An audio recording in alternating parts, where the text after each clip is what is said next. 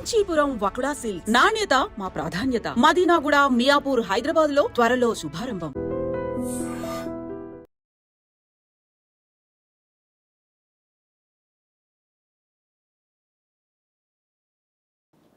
ఆ నుంచి పోయి ఇక నన్ను బెంగళూరుకు పోయినాం. వీళ్ళు పోలీసు వాళ్ళు వచ్చారు నా వెంబడి. బెంగళూరులో అన్న ఏడ ఉంటాడో ఆడికి పోయి మాట్లాడి తీసుకొని వచ్చేసినాం. ఏం కాదు, సరెండర్ చేస్తామని తీసుకొచ్చారు. అదే మాట ఇచ్చారు. అదే మాట నిలబడ్డారు పోలీసులు. నిలబడ్డారు. ఎస్పీ బాలసుబ్రహ్మణ్యం, వినాయక ప్రభాకర్ రాప్టే వీళ్ళు ఇద్దరు కలిసి మాట ఇచ్చి వీళ్ళని పంపిస్తే తీసుకొచ్చి సరెండర్ చెప్పారు. సరెండర్ అయిన తర్వాత ఆయన ఫస్ట్ నుంచి కూడా కొంచెం స్కూల్ పెట్టాలనే ఆలోచన, స్టడీలో బాగుంటుండే కాబట్టి అదే ఆలోచనతోటి స్కూల్ పెట్టేశాడు. అని మీరు బయటకు వచ్చారు అమ్మ మీద మమకారంతో. వచ్చిన తర్వాత ప్రజలందరూ మిమ్మల్ని చూసి మాజీ నక్సలైట్ అని భయపడ్డారా, లేదు మనవాడే అని చెప్పి మీకు ఆదరించారు? నేను ఊర్లోకి రాగానే ఏమైంది సార్ అంటే, ఒకటి ఎన్కౌంటర్ జరిగింది కల్వకుర్తిలో. అశోక్ అన్న చనిపోయాడు. అశోక్ అన్న వెంబడి ఇంకొక దళ సభ్యుడు చనిపోయాడు. అయితే మనోళ్ళు పోయి చూసి ఏమైనారంటే, ఆనంద్ చనిపోయాడు, ఈయన ఆనందే అని చెప్పేసి అని పోలీసులకు చెప్పారు. అసలు ఈ ఆనంద్ ఎవరు అని చెప్పేసి అని ఎస్పీ సీరియస్గా తీసుకొని ఇంటికి పంపించిండు. అప్పుడు నేను బయటికి రాలే. అప్పుడు నేను అండర్ గ్రౌండ్లోనే ఉన్నా, కొరియర్గా చేస్తున్నా. నాకు కూడా తెలియదు. ఊరు దాకా పాకింది. ఊర్లోకి పోలీసు వాళ్ళు పోయి, మీ ఓడు చిన్న తమ్ముడు చనిపోయాడు అని మా అన్న వాళ్ళను, మా అమ్మ వాళ్ళని అడిగితే ఇంకా వాళ్ళంతా ఏడుపులు గగ్గోలు పెట్టి, ఈ శవాన్ని తీసుకురానికి పోతే కూడా మళ్ళీ మాకేమో ఇబ్బందులు, వాడు పోతే పోని, మాకు అయితే తెలియదు సార్, వాడు ఎవడో మాకు తెలియదు అని చెప్పేసి అని ఎవరు పోయలేరు. తర్వాత ఈ ఆనంద్ కాదు, ఇతను వేరే చంద్రమౌళి అని చనిపోయాడు అజిలాపురం వ్యక్తి, ఆయన అనుకొని అయిపోయింది. నేను ఊర్లోకి రాగానే అందరూ, అరే చనిపోయినాడు వస్తున్నాడు అని, సాగర్ గారు చనిపోయిండు కదా ఎట్లా వస్తున్నాడు అని చెప్పేసి అని అందరు అడుగుతున్నారు. కానీ నాకు డౌట్ రాలే, అప్పటికి కూడా తెలియదు. మనం అప్పుడు అనుకోకుండా వచ్చిన నేను సడన్గా అమ్మని చూడాలి అని ఆలోచన. సరే ఎందుకు అంటున్నారు తెలిస్తే, ఇట్లా పోలీసు వాళ్ళు వచ్చిండ్రని ఇంటికి పోగానే చెప్పారు అనమాట. చనిపోయిన కొడుకు కళ్ళ ముందు కనబడితే అమ్మ రియాక్షన్ చాలా ఆనందపడ్డది. అసలు ఇంకా ఆమె ఇంకా హౌదులు లేవు. వాళ్ళ తమ్ముళ్ళ దగ్గరికి తీసుకొని పోయింది వాళ్ళ ఊరికి. వీనైతే వదలకాకండి, వీడిని ఇక్కడనే కట్టేయండి, వీడు పోతే దొరకడు అనే ఆలోచనతో, అంటే ఆ ప్రేమలో అట్లా చేస్తుంది అనమాట. అంటే మీరు బయటకు వచ్చారు, మీరు అన్న. అప్పటి నుంచి ఇప్పటి వరకు సాధారణ కొంతమంది నక్సలెట్లు రియల్ ఎస్టేట్ దందాలు చేసుకుంటూ, సెటిల్మెంట్ చేసుకుంటూ కనిపిస్తుంటారు. అందరూ అలా కాదు, కొంతమంది మాత్రమే.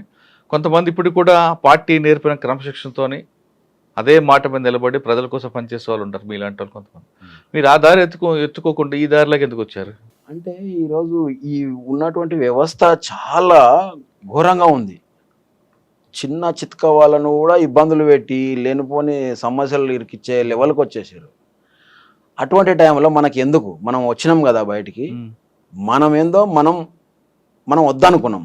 పార్టీ ఎప్పుడు ఎల్లవేళలా అది పవర్ఫుల్లే. ఎవరికైతే సమస్య వస్తాడో వాడు మళ్ళీ నక్సలైట్ అయితేనే ఉంటాడు. ఇప్పుడు మేము ఆగిపోయినామని కాదు, అది ఎల్లకాలం పుడుతూనే ఉంటుంది. దాని జోలికి మనం పోవద్దు.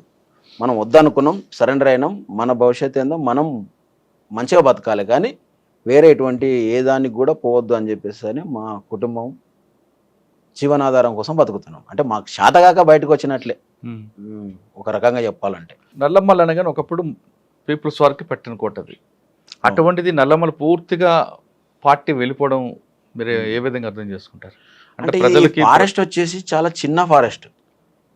శ్రీశైలం నుంచి కర్నూలు ప్రకాశం వరకు ఉంటుంది ఫారెస్ట్. చాలా చిన్న ఫారెస్ట్ కావడం వల్ల వీళ్ళు పోలీసులు జల్లెడ పట్టడానికి చాలా ఈజీ అయిపోయింది. తర్వాత రాను మేము సరెండర్ అయిపోయిన తర్వాత కొంత ఏమైపోయిందంటే, ఈ మాజీలను తర్వాత మిలిటెంట్లను కొంతమందిని తీసుకుపోయి పోలీసు వాళ్ళు మొత్తం అడవిని ఎక్కడ ఉన్న జల్లెడ పట్టేసి ఎక్కడెక్కడ ఎట్లా తిరుగుతారు ఏంటిది అనేది తెలిసేసుకున్నారు. ఆ నుంచి ఏంటంటే మామూలు వాళ్ళని అందరినీ కూడా బయటికి తీసుకొచ్చి సరెండర్స్ చేయించారు. కొంచెం పై స్థాయి ఉన్న వాళ్ళని ఎన్కౌంటర్లు చేసి చంపిండ్రు డిపార్ట్మెంట్. అట్లా ఇక్కడ ఎవరు కూడా మిగలలేకపోతున్నారు. అందుకని అందరు ఇప్పుడు ఏఓబి సైడు వెళ్ళిపోయినారు చాలామంది. అంటే మీకు మాజీ నక్సలైట్ అనగానే ఒక ముద్ర ఉంటుంది, అది ఒక విధంగా గౌరవంగా చూపిస్తారు. కొంతమంది దాన్ని చెడుగా కూడా మార్చి ఉంటారు. చెడుగా చూపించిన సంఘటనలు వచ్చాయా, లేదా గౌరవప్రదంగా ఉన్న సంఘటనలు ఎదురుపడ్డాయా? రెండు ఉంటాయి సార్. బయటికి రావడంతో ఏంటంటే చెడు ఉంటుంది, మంచి ఉంటుంది. ఇప్పుడు ఎవరికి కూడా అందరిన మంచి అనేది ఏం అనుకోరు. అసలు యాక్చువల్గా ఏంటంటే దళంలో ఉన్నప్పుడు ఉన్నంత ఆనందం మాకు బయటకు వచ్చినాక లేదు. ఎందుకంటే దాంట్లో ఎంతోమంది ప్రాణాలు పోగొట్టుకుంటున్నారు. అవును. ఎంతో మంది పోతున్నప్పుడు మేము ఒకసారి అనిపిస్తుంది మేము ఎందుకు బతికినాం అన్నట్లు ఆ ఫీలింగ్ కూడా వస్తుంటుంది. ఉమ్. ఇక బయట ఎన్నో సమస్యలు, బాధలు, బతుకులు ఒక్కొక్కరు ఒకలాగా మాట్లాడడం, వీడు శాతగాక వచ్చింది అనుకోవడం, లేకపోతే వీడు ఏదేదో చేస్తున్నాడు, ప్లాట్లు అమ్ముతున్నాడు, రియల్ ఎస్టేట్ చేస్తున్నారు, ఈ విధంగా అంటుంటారు. ఇంకా ఉమ్. మనం అంటే ఎవరికి పార్టీకి నష్టం కలిగించకుండా, తర్వాత పోలీసు వాళ్ళకు నష్టం కలిగించకుండా అందరినీ కంట్రోల్ చేసుకుంటే ఎట్లనో బతికి ఈరోజు బయటపడ్డాం. ఇప్పుడు ఏంటంటే కొంచెం ఫ్రీనెస్ వచ్చింది, ఉంటున్నాం హ్యాపీగా, ఇంకా అంతే. కానీ కొంతమంది బయటకు వచ్చాక హత్యలు గురవడం జరుగుతుంటాయి కదా మాజీలు. అవును.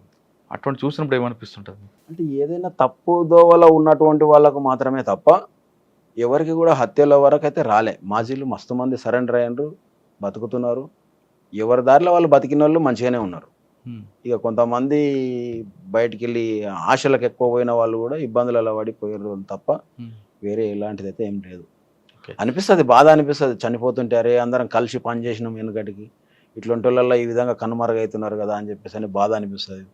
అంతెందుకు మన ఏమంటే తిరిగిన వాళ్ళు ఎంతోమంది అమరులు అయిపోయారు. ఈరోజు మనం బతికి ఉండి ఎందుకు బతికినామా, అసలు దాంట్లోనే ఉండి మనం కూడా చనిపోతే ఎంత మంచిగా ఉంటుండే అని కూడా అనిపిస్తుంటుంది. నక్సల్స్ అనగానే, మాజీ అనగానే మనకు ఫస్ట్ వచ్చే పేరు నయీం. నయీం ఎప్పుడైనా ఎదురుపడ్డాడు మీకు? నయీం జైల్లో ఉన్నప్పుడు బాగా పరిచయం. ముషీరాబాద్ జైల్లో. ముషీరాబాద్ జైల్లో అన్నయ్యంబడి ఇద్దరు ఉన్నారు, చాలామంది ఉన్నారు. అప్పుడు నయీం కూడా ఉన్నాడు.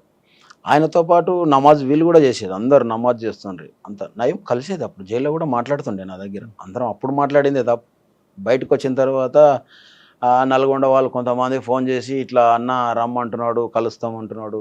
అంటే మనకి ఎవరితోటి అవసరం లేదు, పార్టీ వద్దనుకున్నాం, బయటకు వచ్చినాం, సరెండర్ అయినాం అంటే దానికి ఎలాంటి మనం డోకా లేకుండా మన పని ఏందో మనం చూసుకోవాలి. మన నుంచి కాదు అనుకొని వచ్చినప్పుడు వదిలేసుకున్నాం అంతే తప్ప మేమైతే రాము ఇక ఒక్కడ అని చెప్పేసి పోలేదు. జైల్లో ఉన్నప్పుడు అన్న నయీం కలిసి ఉన్నారంటున్నారు. అవును. అదే టైంలో నయీం బయట కొన్ని కార్యక్రమాలు వాళ్ళ తమ్ముడు గారు చేయించేవారు, సెటిల్మెంట్లు కానీ లేదా నాకు కావాల్సిన వస్తువులు తెప్పించుకోవడం.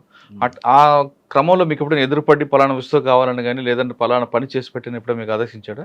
మన దగ్గరికి అయితే రాలేదు. అదే నల్గొండ వాళ్ళు ఎందుకంటే తెలిసిన వాళ్ళు ఉన్నారు కాబట్టి వాళ్ళ నుంచి సమాచారం పంపించిండు రమ్మని.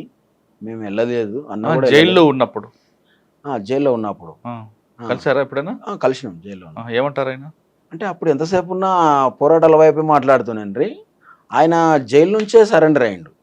తర్వాత అన్న వాళ్ళంతా బయటకు వెళ్ళిపోయిన తర్వాత నేను చెంచల్ కూడా జైల్లో ఉన్నప్పుడు బయటకు వచ్చిండు. అప్పుడు ఎందుకు జరిగిందంటే ఈదన్న అని ఒక ఆయన ఉండే, హుసేన్ బి భర్త, మర్డర్ అయింది. హుసేన్ బి భర్తను తలకాయ కాడికి కోసేసి ఈడనేమో మొండెం వేసిర్రు ముషీరాబాద్ జైలు దగ్గర. ఈ తలకాయ కాడికి తీసుకొచ్చి చెంచల్ కూడా దగ్గర వేసిపోయారు.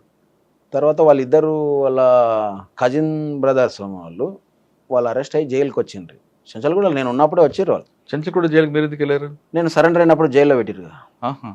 జైల్లో 100 days ఉంది బెయిల్స్ వచ్చేదాకా.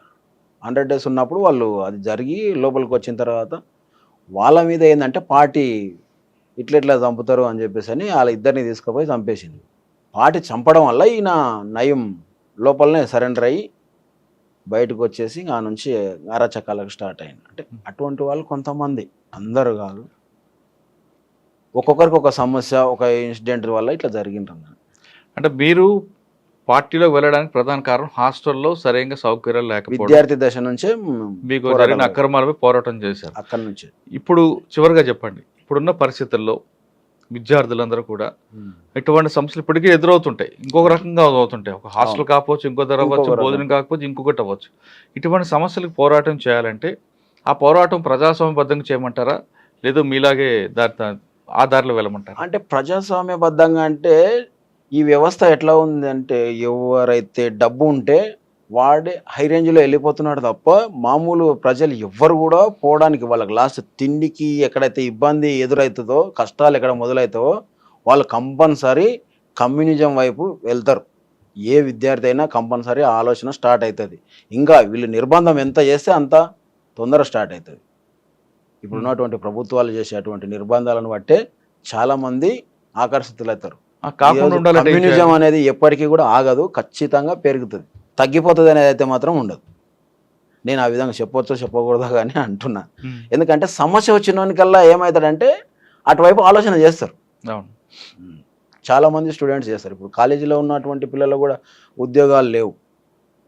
తెలంగాణ ప్రభుత్వం ఉన్నంతకాలం అసలు ఎవరికి కూడా రాలే, జాబ్సే వేయలే.